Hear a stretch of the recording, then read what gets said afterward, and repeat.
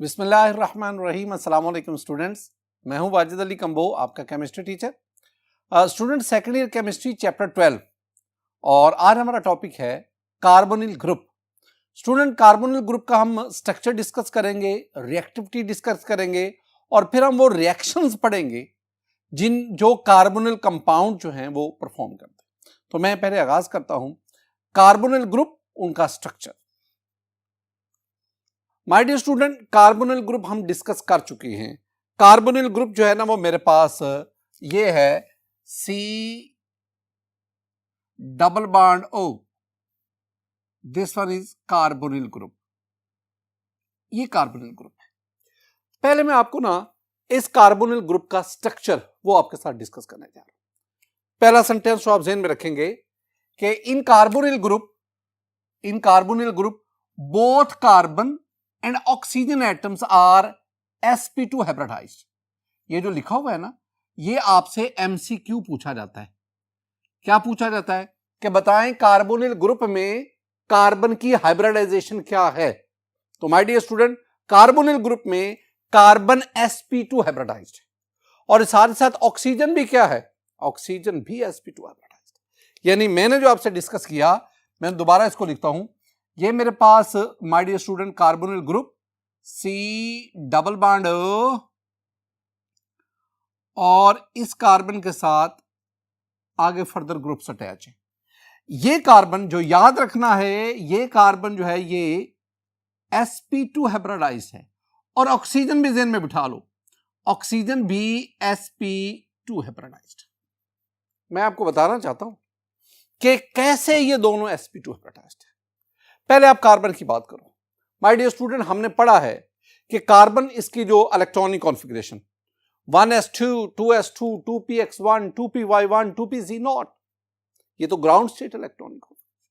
अगर आप कार्बन की एक्साइटेड स्टेट इलेक्ट्रॉनिक कॉन्फ़िगरेशन देखें तो फिर आपके पास ये 1s2, 2s1, 2px1, 2py1, 2pz1। अब जब मैं कहता हूं कि कार्बन sp2 हाइब्रिडाइज्ड है, इसका मतलब क्या है? इसका मतलब है कि ये जो सेकंड ऑर्बिट है ना, इसमें ये 2s और 2p ऑर्बिटल ये इंटरमिक्स हुए, आपके पास ये 3 sp2 हाइब्रिड ऑर्बिटल बने। अब हर sp2 के पास एक एक इलेक्ट्रॉन है। What about the 2pz? The 2pz unhybrid orbital that lies perpendicular to these 3 sp2 hybrid orbital, और उस 2pz के पास भी एक इलेक्ट्रॉन है। This one is the sp2 hybridization of carbon. अब आप ऑक्सीजन की बात करें। स्टूडेंट, आपको ऑक्सीजन की इलेक्ट्रॉनिक कॉन्फ़िगरेशन आनी चाहिए। ऑक्सीजन का तो एटॉमिक नंबर आप जानते हैं 8 है। तो 1s2, 2s2, 2px2, 2py1, 2pz1, ये आपके पास 8 इलेक्ट्रॉन्स अकोमोडेट हो गए। अब इसमें क्या है? इसमें भी ये 2s और 2px और 2py यानी 2p ऑर्बिटल्स, एक s और 2p ऑर्बिटल इंटरमिक्स हुए, आपके पास 3 sp2 हाइब्रिड ऑर्बिटल बने। लेकिन यह एक बहुत इंपॉर्टेंट बात है, इन 3 sp2 हाइब्रिड ऑर्बिटल में से 2 के पास इलेक्ट्रॉन पेयर्स है और एक जो sp2 है उसके पास एक इलेक्ट्रॉन है। What about 2pz? The 2pz that lies perpendicular to these 3 sp2 hybrid orbital of oxygen। ये आपके पास ना, अब ये कार्बन sp2 हाइब्रिडाइज्ड, ये ऑक्सीजन sp2 हाइब्रिडाइज्ड, दोनों में फर्क देखना है। ये ठीक है, कार्बन के भी 3 sp2 हाइब्रिड ऑर्बिटल, ऑक्सीजन के भी 3 sp2 हाइब्रिड ऑर्बिटल, कार्बन के पास भी एक अनहाइब्रिड 2pz, ऑक्सीजन के पास भी एक अनहाइब्रिड 2pz। लेकिन डिफरेंस क्या है? कार्बन के तीनों sp2 के पास एक एक इलेक्ट्रॉन है, लेकिन ऑक्सीजन के 3 में से एक sp2 के पास एक इलेक्ट्रॉन है, बाकी दोनों sp2 हाइब्रिड ऑर्बिटल में 2-2 इलेक्ट्रॉन है, इलेक्ट्रॉन पेयर है, और दोनों के जो 2pz है वो एक एक इलेक्ट्रॉन रखते हैं। अब क्या होगा? कार्बन और ऑक्सीजन एटम एक दूसरे की तरफ अप्रोच करेंगे। कार्बन का ये sp2 और ऑक्सीजन का ये sp2 ये ओवरलैप करेंगे। sp2 ओवरलैपिंग से कार्बन और ऑक्सीजन के दरमियान ये सिग्मा बॉन्ड बन गया। स्टूडेंट्स, अब ना ये जो कार्बन के बाकी दो sp2 हाइब्रिड ऑर्बिटल हैं वो किसी और एटम के साथ बॉन्ड बनाएंगे और यूं ये आपके पास अल्डिहाइड या कीटोन बन जाएगा। लेकिन जो ऑक्सीजन के पास दो sp2 हाइब्रिड ऑर्बिटल जिनके पास इलेक्ट्रॉन पेयर्स हैं, एक एक इलेक्ट्रॉन पेयर है, अब वो क्या होगा, वो इलेक्ट्रॉन पेयर लोन पेयर की शक्ल में ऑक्सीजन के ऊपर रिजाइड करेगा। ये आपके पास एक सिग्मा फ्रेमवर्क बना। अब इसमें carbon oxygen bond, sigma bond, carbon किसी और के साथ सिग्मा, कार्बन किसी और के साथ सिग्मा। इसका मतलब हुआ कि कार्बन तीन मुख्तलिफ एटम के साथ यहां सिग्मा बॉन्ड बना रहा है और all the sigma bond lies in same plane. और अगर मैं यहां एंगल की बात करूं, the angle is 120 degree and this one is a triangular planar structure. असल बात अब शुरू होगी। What about unhybridized 2p-z orbital? Carbon और ऑक्सीजन दोनों के पास एक एक 2p-z ऑर्बिटल है। अब उसका क्या बना? My dear student, very simple. वो जो 2p-z है कार्बन और ऑक्सीजन के, वो परपेंडिकुलरली पैरेलली ओवरलैप करते हैं और उनके ओवरलैपिंग से आपके पास कार्बन और ऑक्सीजन के दरमियान पाई बॉन्ड बनता है। कार्बन और ऑक्सीजन के दरमियान पाई बॉन्ड बनता है और उस पाई बॉन्ड में जो इलेक्ट्रॉन डेंसिटी है, it lies above and below the plane of the sigma bond. ये याद रखना है माय डियर स्टूडेंट। जरा मैंने जो आपसे बातें की जरा उसको देखें। मैंने आपसे कहा the bond angle between three atoms attach to the carbonyl carbon is approximately 120 degree. ये कार्बन इस कार्बन को मैं कहता हूं, ये मैंने बार बार इस्तेमाल करना है आने वाले लेक्चर्स में। इस कार्बन को हम कहते हैं कार्बोनिल कार्बन, यानी वो कार्बन जो कार्बोनिल ग्रुप का हिस्सा है। This carbon is called carbonyl carbon. अब ये जो कार्बोनिल कार्बन है ना, इसके साथ तीन और एटम अटैच हैं। एक ऑक्सीजन का एटम, एक इधर एटम होगा और एक इधर एटम होगा। तो इन तीन एटम्स के दरमियान बॉन्ड कौन सा मैंने कहा है, ये वाला, ये तकरीबन अप्रॉक्सीमेटली 120 डिग्री का है। और आप जानते हैं अगर कोई एटम sp2 हाइब्रिडाइज्ड होगा, डेफिनेटली वो 120 डिग्री का एंगल ट्राइंगुलर प्लेनर फॉर्म में अरेंज होगा। अब दूसरी बात मैंने 2p-z ऑर्बिटल्स की the carbon oxygen bond double bond in carbon oxygen double bond 2 electrons in sigma bond and 2 electrons in pi bond. देखो ये कार्बन ऑक्सीजन बॉन्ड, अब ये सिग्मा बॉन्ड है, ये पाई बॉन्ड है। आप जानते हैं 2 इलेक्ट्रॉन यहां पे और 2 इलेक्ट्रॉन यहां पे, 2 और 2 इलेक्ट्रॉन। और एक और भी बात मैंने की है, मैंने आपसे स्टूडेंट कहा है कि ये जो पाई इलेक्ट्रॉन है, ये वाले जो है the pi electrons in the sigma bond that occupies both lobes.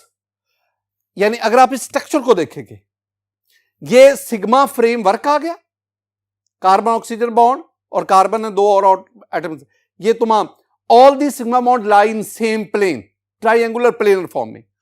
और ये जो पाई बॉन्ड है, इसके 2 लोब्स, एक इस ट्राइंगुलर प्लेनर स्ट्रक्चर के अबव और एक below. These are pi electrons. My dear student, ये जो मैंने सारी बातें की है ना, all this are the structure of carbonyl group. Carbonyl group, इसमें जो अहम तरीन बात मैं बार बार जो कह रहा हूं, ये carbon sp2 hybridized, oxygen sp2 hybridized, angle यहां पे 120 डिग्री, और ये सारे सिग्मा बॉन्ड कोप्लेनर हैं, पाई बॉन्ड इनके परपेंडिकुलर लाई करता है। अब हम आगे बढ़ते हैं और हम इसकी रिएक्टिविटी ऑफ कार्बोनिल ग्रुप इसको देखते हैं। माय डियर स्टूडेंट, अब रिएक्टिविटी में पहला सेंटेंस देखें। As oxygen is more electronegative it tends to attract the pi electrons to itself. Very simple. Oxygen की electronegativity 3.5, the second most electronegative atom of periodic table after fluorine. Fluorine सबसे ज्यादा electronegativity रखता है 4, उसके बाद oxygen आ गया 3.5, और carbon यहां चूंकि sp2 हाइब्रिडाइज्ड है, लिहाजा इसके इलेक्ट्रोनेगेटिविटी 2.7 के करीब है।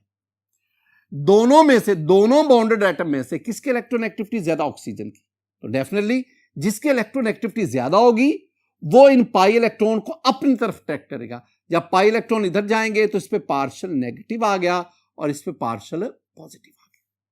देखिए दोबारा, as oxygen is more electronegative, oxygen की इलेक्ट्रोनेगेटिविटी ज्यादा है एज कंपेयर टू कार्बन, ये 3.5, ये 2.7, तो ऑक्सीजन की इलेक्ट्रोनेगेटिविटी कार्बन से ज्यादा है, तो ऑक्सीजन क्या करेगा, it tends to attract the pi electron, तो ऑक्सीजन इन पाई इलेक्ट्रॉन्स को अपनी तरफ अट्रैक्ट करेगा, और जब अट्रैक्ट करेगा तो oxygen bears partial positive charge while carbon bears partial negative charge while carbon bears partial positive charge.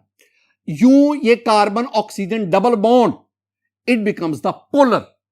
This attraction, ये जो अट्रैक्शन ऑक्सीजन ने अट्रैक्ट किया, makes the carbonyl group a polar group. तो you may say that carbon oxygen double bond is a polar. जब कोई bond जितना ज्यादा polar होगा उतनी उसकी रिएक्टिविटी ज्यादा होगी, ये याद रखना है। मैंने क्या कहा, देखें, मैंने कहा the polarity of a bond is directly proportional to reactivity of the bond.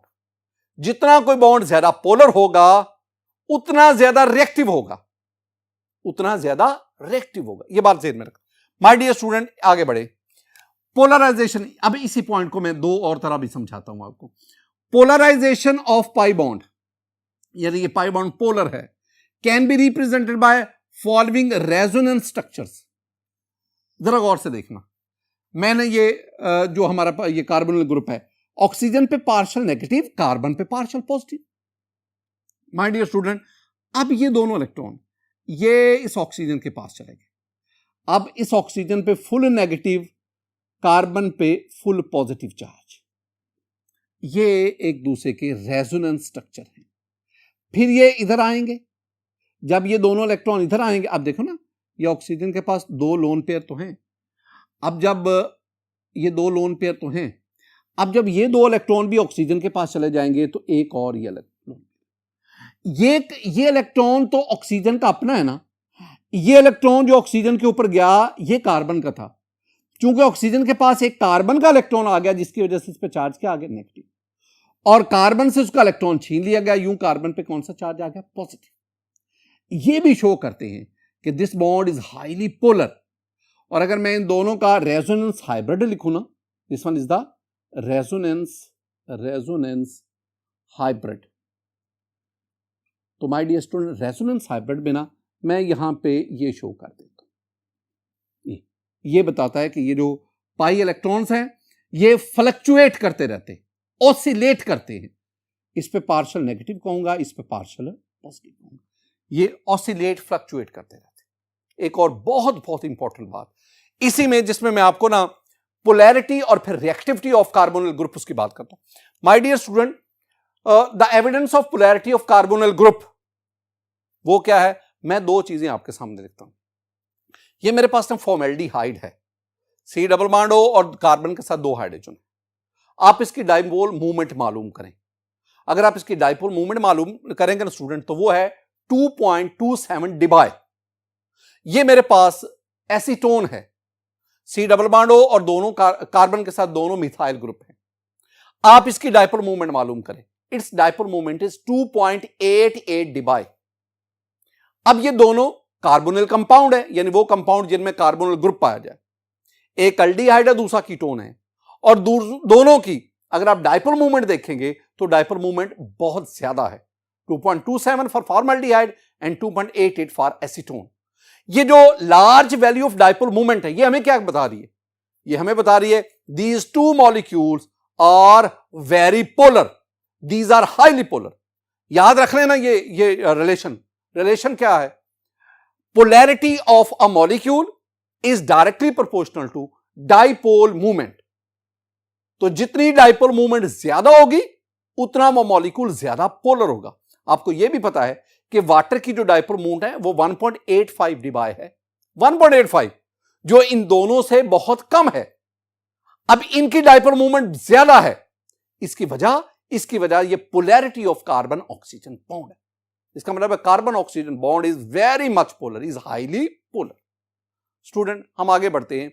अब हम पढ़ते हैं वो कौन से रिएक्शंस हैं जो कार्बोनिल कंपाउंड शो करते हैं। My dear students, reactions of carbonyl compound. अब जरा इसमें देखें, इस कार्बन पर पार्शियल पॉजिटिव चार्ज, ऑक्सीजन पे पार्शियल नेगेटिव चार्ज, एक बात नोट करो, मैंने कहा अगर किसी भी स्पीशीज पर पॉजिटिव चार्ज या पार्शियल पॉजिटिव होगा दैट इज इलेक्ट्रोफाइल। तो यूं this carbon is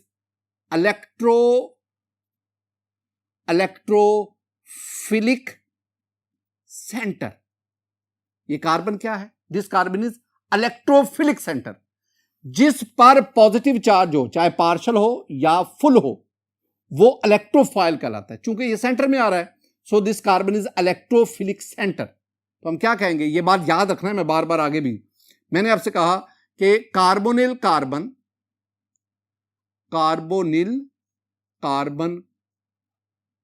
is electrophilic centre. ये बार बार लिखता हूं, यहां भी लिखा, वही बात यहां भी लिख दी। ये इसलिए लिखता हूं ताकि आपको याद करवा सकूं। माय डियर स्टूडेंट, एक और बात, ये कार्बन ऑक्सीजन डबल बॉन्ड है। अब क्या होगा, चूंकि इलेक्ट्रोफाइल है ना, तो मैंने पहले भी आपसे कहा कि इलेक्ट्रोफाइल पर न्यूक्लियोफाइल अटैक करता है। तो अब कोई न्यूक्लियोफाइल आएगा, न्यूक्लियोफाइल वो आके इस कार्बोनिल कार्बन के साथ इलेक्ट्रोफिलिक कार्बन पे अटैक करेगा और इसके साथ बॉन्ड बनाएगा। और जब ये बॉन्ड बनाएगा, कार्बन ने 1 2 3 4 बॉन्ड तो ऑलरेडी बनाए हुए हैं। जब ये न्यूक्लियोफाइल बॉन्ड बनाएगा तो ये दोनों इलेक्ट्रॉन इसके पास चले जाएंगे। जब जाएंगे तो आपके पास ये स्ट्रक्चर बना, कार्बन, एक ये बॉन्ड शो कर दो, एक ये शो कर दो, आगे आपके पास ऑक्सीजन आ गया, इस पे फुल नेगेटिव चार्ज, वजह ये दोनों इलेक्ट्रॉन इसके पास चले गए। और इधर नया बॉन्ड किसने बना लिया? न्यूक्लियोफाइल ने बना दिया। अब न्यूक्लियोफाइल इसमें ऐड हो गया। This reaction is called nucleophilic addition reaction. तो याद रखना the characteristic reactions of carbonyl compounds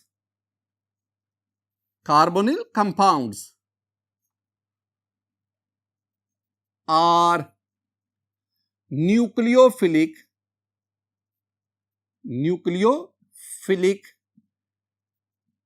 addition reactions। ये याद रखना, न्यूक्लियोफिलिक एडिशन रिएक्शंस, ये इनके कैरेक्टरिस्टिक का मतलब है वो रिएक्शन जिनसे उस क्लास ऑफ कंपाउंड या फैमिली ऑफ कंपाउंड की पहचान है। तो इनकी पहचान क्या है? इनकी पहचान है न्यूक्लियोफिलिक एडिशन रिएक्शन। हम ना आगे इनके nucleophilic addition reaction student study करेंगे, जिसमें मुख्तलिफ न्यूक्लियोफाइल हम देखेंगे। हम ना जो न्यूक्लियोफाइल पढ़ेंगे, न्यूक्लियोफाइल्स जो इन कार्बोनिल कंपाउंड में ऐड हम करवाएंगे, हम सायानाइड को भी पढ़ेंगे, सायानाइड, हम ना हाइड्राइड को भी पढ़ेंगे, हम कार्बेनाइन भी पढ़ेंगे, एंड मैनी मोर। ये हम वेरियस न्यूक्लियोफाइल पढ़ेंगे और इन न्यूक्लियोफाइल को कार्बोनिल कंपाउंड में ऐड करेंगे और इस तरह हम nucleophilic addition reaction of carbonyl compound इनको स्टडी करेंगे। माय डियर स्टूडेंट, आज के इस लेक्चर में, ये वेरी सिंपल लेक्चर, इसमें हम कार्बोनिल ग्रुप और उसकी पहले हमने स्ट्रक्चर को डिस्कस किया, फिर हमने उसकी रिएक्टिविटी को डिस्कस किया, और फिर हमने कहा कि carbonyl group that is present in carbonyl compound and the characteristic reactions of carbonyl compounds are their nucleophilic addition reactions।